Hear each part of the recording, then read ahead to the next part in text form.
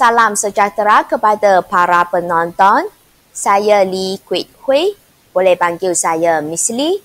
Saya merupakan pensyarah ekonomi dari College Matrikulasi Perak. Saya juga merupakan peserta bagi Akademi YouTuber Guru Malaysia. Video instructional ini adalah berkenaan dengan bab 2, perakaunan pendapatan negara. Subtopiknya adalah 2.1, kaedah penggiraan, di mana bidang fokus kita adalah berkenaan dengan penghitungan pendapatan negara melalui kaedah keluaran. Bab 2, perakaunan pendapatan negara. Seperti apa yang telah dimaklumkan, bab ini mempunyai 4 subtopik yang utama. Subtopik yang kita tengah kaji ini adalah berkenaan dengan 2.1, kaedah penggiraan. Bagi subtopik kaedah penggiraan, dia adalah terdiri daripada 3 subtopik kecil. Dan subtopik kecil yang kita tengah fokuskan adalah berkenaan dengan penghitungan pendapatan negara melalui 3 kaedah. Pendapatan negara 3 kaedah, seperti apa yang telah dimaklumkan, kita adanya kaedah perbelanjaan, kaedah keluaran, dan lagi satu adalah kaedah pendapatan. Untuk maklumat pelajar, pada video yang sebelumnya, Miss pun sudah terangkan apa itu kaedah perbelanjaan. Jadi sekarang, marilah kita fokus apa itu kaedah keluaran. Adalah diingatkan bahawa kaedah keluaran ini juga dikenali sebagai nilai ditambah. Ingat, kaedah ini adalah kaedah yang diamalkan di Malaysia. Kaedah keluaran, nilai ditambah. Dia adalah menjumlahkan nilai ditambah bagi pelbagai sektor ekonomi. Apa itu nilai ditambah? Apa itu sektor ekonomi? Rasanya ini merupakan persoalan yang ditanya-tanya oleh para pelajar kan? Okey, jadi sekarang marilah kita tengok apa itu nilai ditambah. Dia adalah tambahan nilai sesuatu barang yang wujud daripada pemprosesan barang sehingga dijadikan sebagai barang akhir. Jadi kata kunci dekat sini adalah pemprosesan barang. Dan lagi satu adalah barang akhir. Okey, dekat sini Miss akan cuba bagi satu contoh supaya anda lebih memahami apa itu nilai ditambah. Okey, ini adalah pokoknya. Dan kemudian sekarang, wujud aktiviti pembalakan. Dan kemudian daripada kayu yang diperoleh ini akan diproses sehingga menjadi barang akhir iaitu perabot. Okey, untuk maklumat pelajar, nilai ditambah ini sebenarnya mempunyai satu rumus. Dan rumusnya, nilai ditambah sama dengan jualan output tolak belian input. Okey, kita cuba tengok. Bagaimana kita nak kira nilai ditambah ini? Okey, yang ini sama dengan kosong. Yang ini pula 50. Jadi aktiviti pemprosesan ini bermaksud 50 ini dia merupakan jualan dia. Dan ini belian dia. Dia tak beli apa-apa kan? That's why dia jadi kosong dekat sini. Maka kita guna jualan output 50 tolak belian input kosong. Nilai ditambah untuk aktiviti ini adalah sebanyak 50. Okey, diikuti dengan aktiviti yang seterusnya daripada memproses kayu ini dan dijadikan dia sebagai perabot sama dengan 120 kan? Bermaksud kita guna jualan output kita iaitu 120 tolak belian input 50. 120 tolak 50 jadi RM70. Itu adalah nilai ditambah dia. Untuk maklumat pelajar, nilai barang akhirnya adalah sebanyak 120. Dan nilai barang akhir ini sebenarnya merupakan barang yang boleh digunakan oleh pengguna lah. Okey, kita sambung. Kita akan jumlahkan nilai ditambah. Okey, jadi untuk peringkat yang pertama ini, nilai ditambah dia 50 kan? Diikuti dengan 70. Maka jumlah nilai ditambah dia sama dengan 50 tambah dengan 70. Akhirnya dia adalah mencatat sebanyak RM120. Okey, jadi apa yang Miss nak simpulkan dekat sini? Sebenarnya jumlah nilai ditambah dia adalah sama dengan nilai barang akhir. Sebab anda cuba tengok jumlah nilai ditambah dia 120 dan nilai barang akhirnya pun sama 120 juga. Okey, dengan reti kata lain, ingat jumlah nilai ditambah sama dengan nilai barang akhir. Okey, tetapi Miss nak beritahu bahawa kalau berdasarkan teori, memang kita kata jumlah nilai ditambah sama dengan nilai barang akhir. Tetapi ada kes-kes tertentu, kita akan dapati bahawa jumlah nilai ditambah, nilai dia adalah tidak sama dengan nilai barang akhir. Itu untuk kes yang tertentu sahaja. Okey? Okey, dengan reti kata lain, kita telah selesai bincang yang berkaitan dengan nilai ditambah dan pelajar sepatutnya pun telah kuasai apa itu nilai ditambah. Dan sekarang kita akan teruskan yang ini pula. Apa itu sektor ekonomi? Sektor ekonomi adalah terdiri daripada sektor utama seperti pertanian, perikanan dan lain-lain. Ini adalah berkaitan dengan pertaniannya. Selain daripada sektor utama, dia juga terdiri daripada sektor kedua. Contohnya, perkilangan dan pembinaan. Inilah dia. Untuk maklumat pelajar, perkilangan dekat sini sebenarnya dia juga sama dengan pembuatan. Saya ulang, perkilangan juga sama dengan pembuatan. Okey, yang ini pembinaan lah. Dan lagi satu sektor ekonomi yang berkaitan adalah sektor ketiga, di mana dia adalah berkenaan dengan perkhidmatan yang ditawarkan. Okey, inilah contoh dia lah. Okey, perkhidmatan dari segi kewangan ke.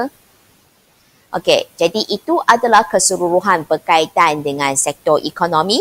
Ingat, terdiri daripada 3 sektor sahaja. Berkenaan dengan kaedah keluaran melalui sektor, seperti apa yang telah dibincangkan, kita ada sektor utama, ini sektor kedua, dan ini sektor ketiga.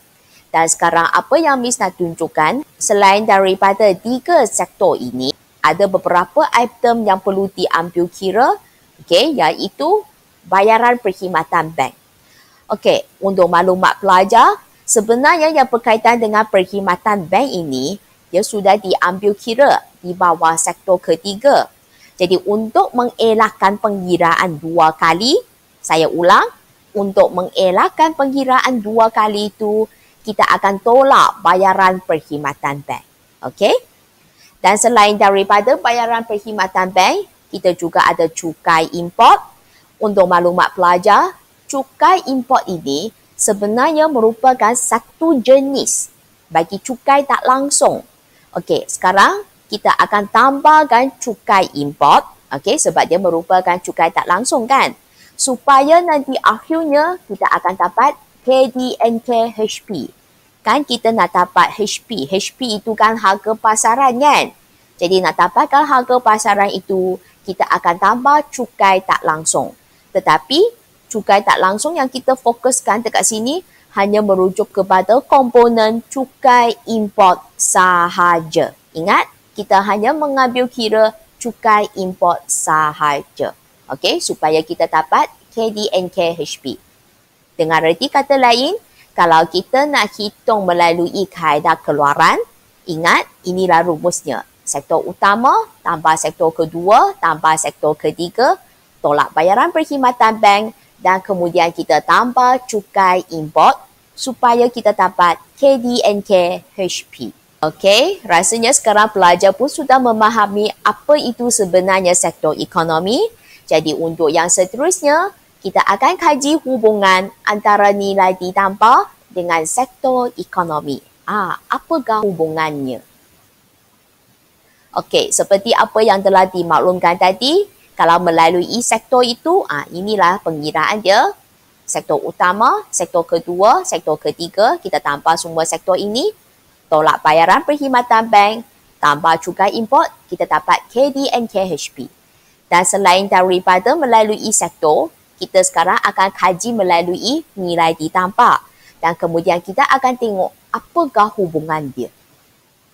Okey, untuk nilai ditambah, kita ada keluaran, kita ada nilai jualan dan kita ada nilai ditambah. Okey, inilah aktiviti dia. Sebenarnya ini berkaitan dengan pokok ya. Jadi nilai jualan dia, nilai ditambah dia memang kosong lah. Okey, kemudian aktiviti pembalakan diadakan. Okey, jadi aktiviti pembalakan ini menyebabkan nilai jualan dia adalah sebanyak 50. Nilai belian dia daripada mana? Okey, yang belian itu bagi aktiviti ini kita rujuk yang sebelumnya. Maksudnya kita guna 50, kita tolak kosong, maka nilai ditambah bagi aktiviti pembalakan ini adalah sebanyak 50. Dan untuk maklumat pelajar, aktiviti pembalakan ini sebenarnya dia merupakan aktiviti di bawah sektor utama. Okey, saya ulang. Aktiviti pembalakan ini sebenarnya dia adalah aktiviti di bawah sektor utama. Okay, seterusnya kita akan sambung dengan proses pembuatan. Kan kita nak sediakan perabot kan? Jadi daripada nilai jualan dia, perabot yang dijual itu adalah sebanyak 120 dan kemudian kan kita kata nilai ditambah jualan output, ini jualan dia kan, belian input dia berapa? Ya, rujuk yang sebelum dia 120 tolak 50, jadi nilai ditambah dia sama dengan 70. Untuk maklumat pelajar, aktiviti pemprosesan perabot ini sebenarnya merupakan aktiviti pembuatan ataupun aktiviti perkilangan. Maka itu sebenarnya adalah sektor yang kedua. Okey, sebab dia berkaitan dengan perkilangan. Okey, dan akhirnya kita cuba tengok yang ini adalah berkenaan dengan jualan. Okey, perkhidmatan yang ditawarkan.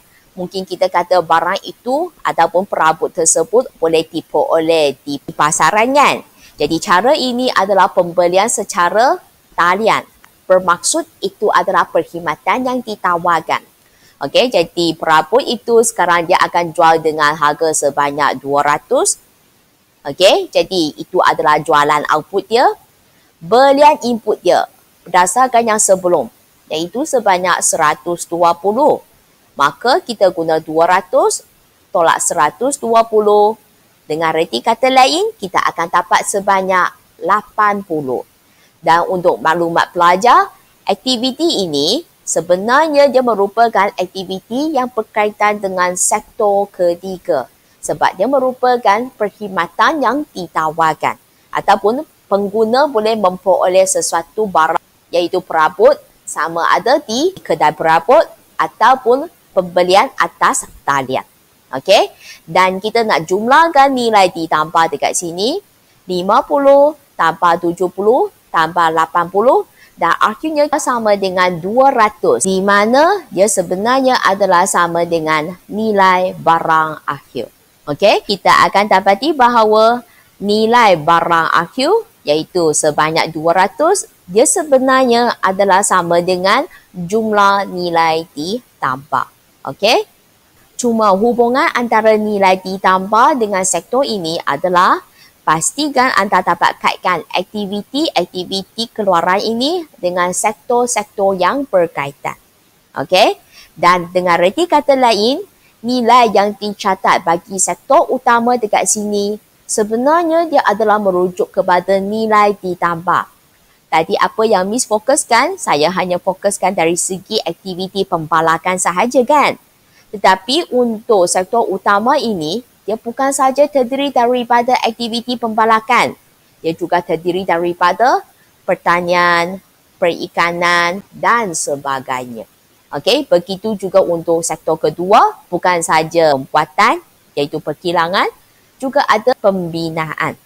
Okey, dan bagi sektor ketiga, iaitu berkaitan dengan sebarang perkhidmatan yang ditawarkan. Semua nilai dekat sini adalah nilai ditambah. Okey, ini adalah time series data yang ditunjukkan. Cuba tengok, dia adalah KDNK mengikut jenis aktiviti ekonomi. Kalau aktiviti ekonomi itu merujuk kepada sektor ekonomi pada harga malam, Okey, ingat harga mala itu maksudnya harga tetap. Dengan reti kata lain, KDNK yang dipaparkan dekat sini semua adalah KDNK benar. Okey, dan ini adalah kaedah keluaran. Seperti apa yang Miss maklumkan, kaedah keluaran ini memang diamalkan di Malaysia kan? Jadi itu adalah pengiraan untuk hitung KDNK Malaysia. Okey, melalui sektor ekonomi. Kan tadi Miss kata sektor ekonomi ada sektor utama, kedua dengan ketiga kan? Okey, kita cuba tengok ya. Pertanian, ternakan, perhutanan dan perikanan, okey, ini sektor utama. Pelombongan dan pengkuarian, itu juga sektor utama. Diikuti dengan pembuatan dan lagi satu pembinaan. Kedua-dua ini adalah sektor kedua. Dan sektor ketiga itu adalah sektor perkhidmatan. Dia terdiri daripada utility, perdagangan borong dan runcit, penginapan, makanan dan minuman. Selain daripada itu ada pengangkutan, penyimpanan, maklumat dan komunikasi, kewangan, insurans, hartanah dan perkhidmatan perniagaan, perkhidmatan lain dan perkhidmatan kerajaan. Itu semua di bawah sektor yang ketiga iaitu perkhidmatan. Selepas kita tambah ketiga-tiga sektor ini, kan kita kena tolak bayaran perkhidmatan bank kan? Inilah dia. Tolak FISIM yang tidak diagihkan. Itu bayaran perkhidmatan bank. Dan selain daripada itu, kan Miss kata kita kena tambah cukai import kan? Boleh nampak campur duty import. Ingat, duty dekat sini dia sebenarnya merupakan cukai. Okey? Dan akhirnya barulah kita dapat KDNK pada harga pembeli. Pada harga pembeli itu bermaksud dia adalah pada harga pasar. Okey, jadi pelajar boleh cuba tambahkan semua item ini. Ingat, bayaran perkhidmatan bank kena tolak dan tambah cukai import, anda akan dapat KDNK HP. Okey, untuk maklumat pelajar, KDNK dalam bahasa Inggeris kita panggil GDP, which is stand for Gross Domestic Product. Saya ulang, GDP dekat sini adalah merujuk kepada Gross Domestic Product. Okey. Seterusnya, hitung pendapatan negara melalui kaedah keluaran. Okey, anda sudah tahu bahawa kaedah keluaran ini adalah sektor 1 tambah sektor 2 tambah sektor 3, tolak bayaran perkhidmatan bank, tambah cukai import, kan dapat KDNK-HP kan? Tetapi sekarang soalan dia minta anda hitung pendapatan negara. Ingat, pendapatan negara sama dengan KMBKF. Okey, inilah dia. Seperti apa yang Miss maklumkan tadi, kita tambahkan semua item ini dan tolak bayaran perkhidmatan bank, kita sebenarnya dapat KDNK-HP yang ini. Tetapi sekarang, kalau soalan dia minta anda hitung pendapatan negara, bermaksud anda kena cari sehingga KNBKF. Dengan reti kata lain, anda kena buat pelarasan. Pelarasan seperti apa? Kita ubah suai daripada KDNK-HP sehingga anda dapat KNBKF. Misalnya, kita jadikan daripada KDNK-HP, jadikan KNK-HP, diikuti dengan KNKKF dan akhirnya dapatlah KNBKF. Okey, kita cuba tengok daripada KDNK-HP ya. Kita nak dapat KNK-HP. Apakah beza antara KNK dengan KDNK? Sebab kita nampak yang belakang ini masih sama kan? Yang beza tu depan sahaja. Ya, perbezaan antara KNK dengan KDNK adalah PFBLN. Nak dapatkan KNK, kita guna KDNK, ya, tanpa PFBLN. Okey, kita sambung. Beza antara HP dengan KF, sebab anda nampak depan sini KNK, depan sini pun KNK. Dia sudah samalah. Kita cuba tengok yang mana masih tak sama punya. Jadi, apakah beza antara HP dengan KF? Ya, cukai tak langsung dan subsidi. Okey, sekarang kita nak dapatkan KF. Bermaksud, KF sama dengan HP, tolak cukai tak langsung tanpa subsidi. Okey. Dan yang terakhir itu sekarang kita nak dapatkan KMPKF. Belakang dia sudah sama. Cuma depan dia masih berlainan. Jadi sekarang, apakah beza antara KMP dengan KNK? Ya, berkenaan dengan susut nilai. Jadi sekarang kita nak dapat KMP. Sama dengan KNK, ya, tolak susut nilai. Okey. Selain daripada situasi ini, kita juga ada lagi satu situasi.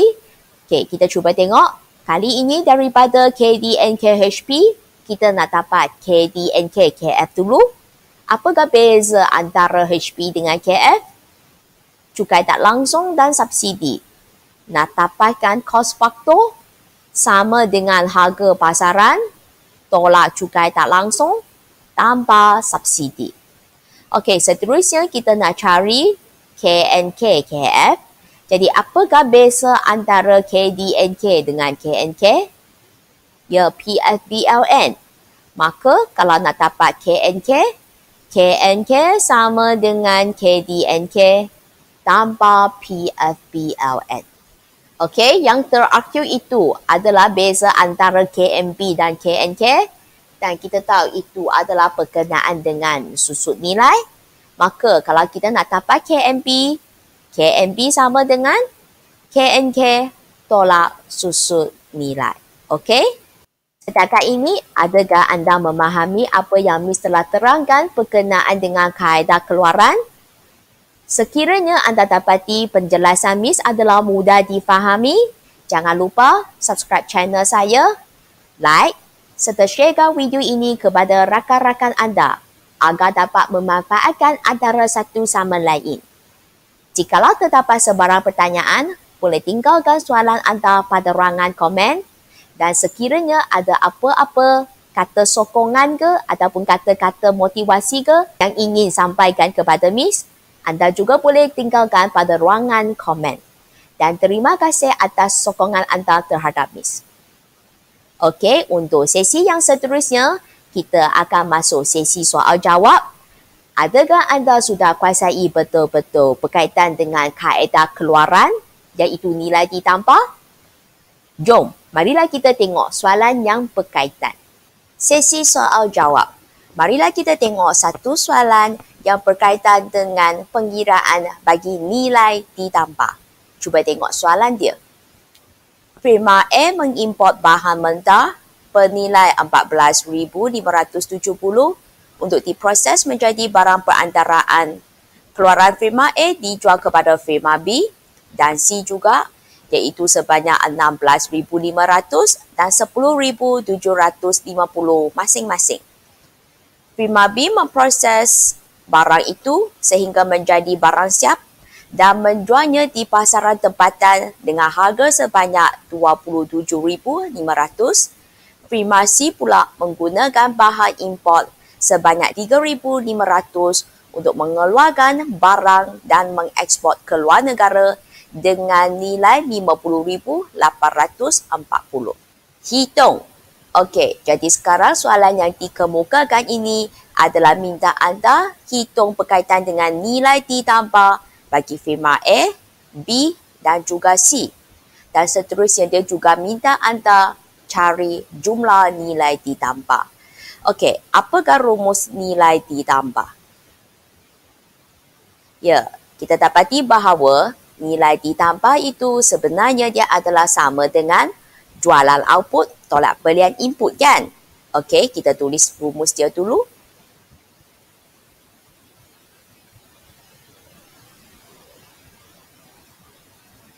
Okey, dengan reti kata lain, nanti kita akan fokus firma A, firma B dan firma C punya nilai ditambah.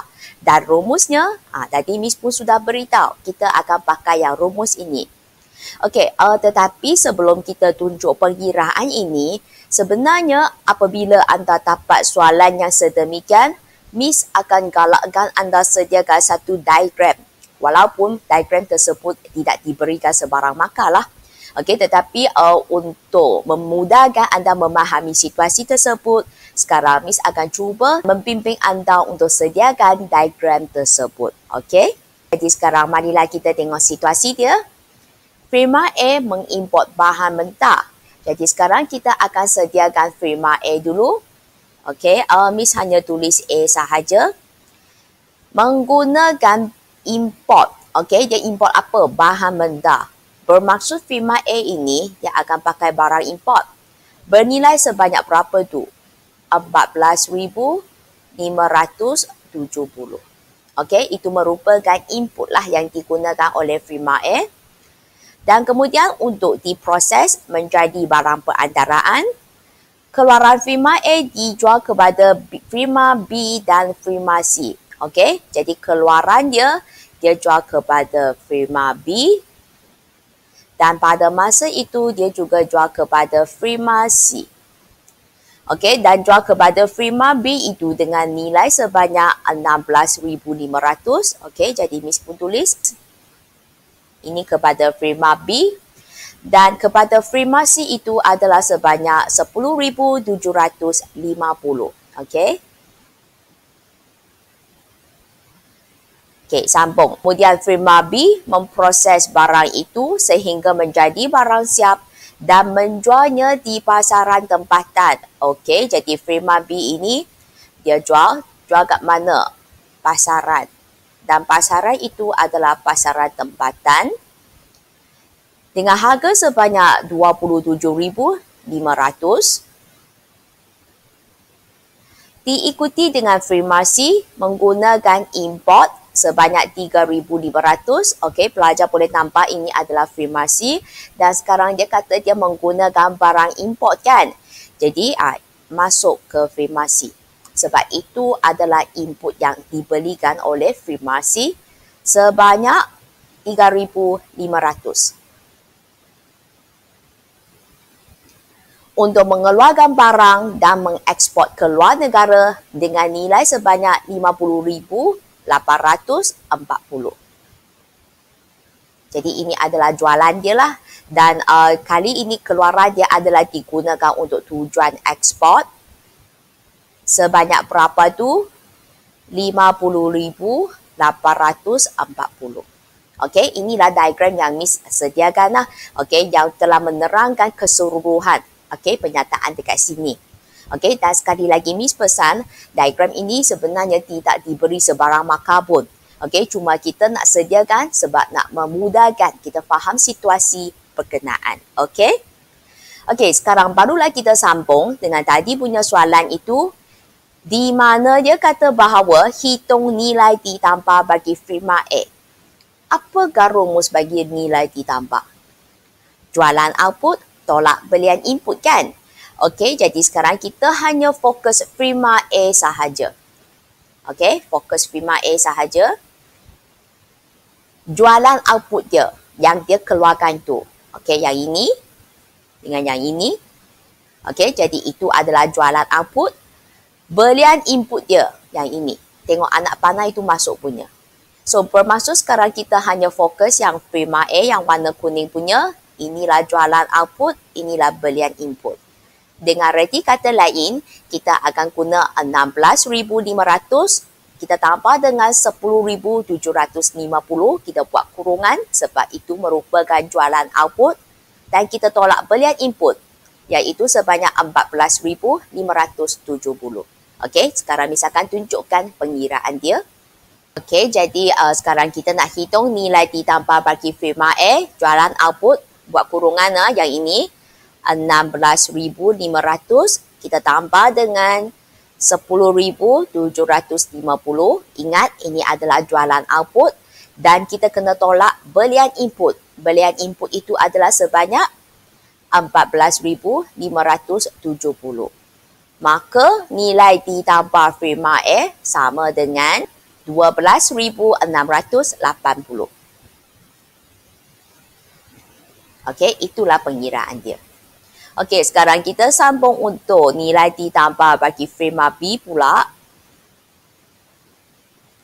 Okey, kali ini Miss guna pen yang berwarna hijau. Kita fokus firma B sahaja. Okey, jualan output dia yang ini. Tengok anak panah dia yang keluar punya dan belian input dia. Okey, yang ini. Dengan reti kata lain, kita akan guna 27,500 tolak dengan 16,500. Okey.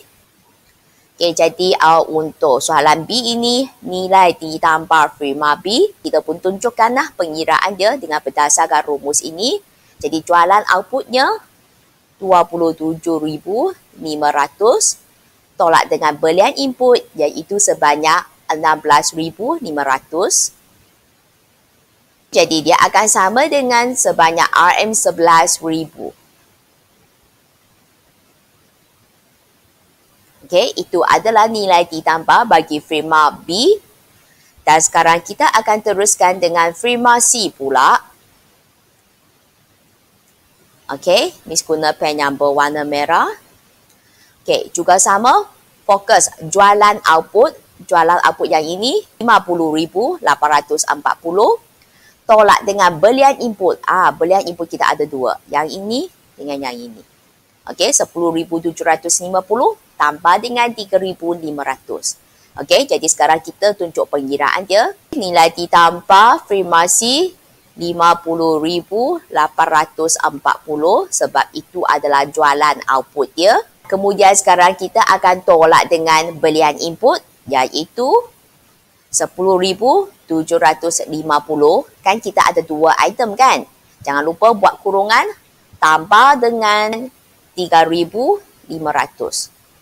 Okey, jadi jawapan dia adalah sama dengan RM 36,550. Okey, jadi itu adalah pengiraan bagi nilai ditambah firma A, firma B dan juga firma C dengan berdasarkan diagram ini sahaja. Okey, jadi sekarang soalan yang terakhir itu dia adalah tanya berkaitan dengan jumlah nilai ditambah. Jadi jumlah nilai ditambah ini macam mana boleh kita dapat? Ya, dengan menjumlahkan nilai ditambah firma A tambah dengan nilai ditambah bagi firma B dan akhirnya tambah sekali lagi nilai ditambah bagi firma C. Dengan reti kata lain, selepas anda tulis rumus tersebut, kita akan tunjuk pengiraan dia. Maka pengiraan dia yang ini 12,680 tambah dengan 11,000 tambah lagi 36,590 dan akhirnya adalah sama dengan 60,270. Itulah jawapan dia. Okey, kan biasa Miss kata bahawa jumlah nilai ditambah akan sama dengan nilai barang akhir kan? Sekarang anda cuba tengok jumlah nilai ditambah kita. Inilah nilai dia. Okey, jumlah nilai barang akhir kat mana ya? Okey, mengeksport kepada negara lain yang ini.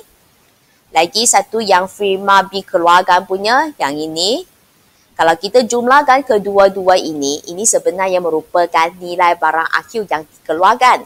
Dan anda akan dapati bahawa jumlah nilai ditambah dia tidak sama dengan nilai barang akhir. Jadi ini adalah case yang special lah.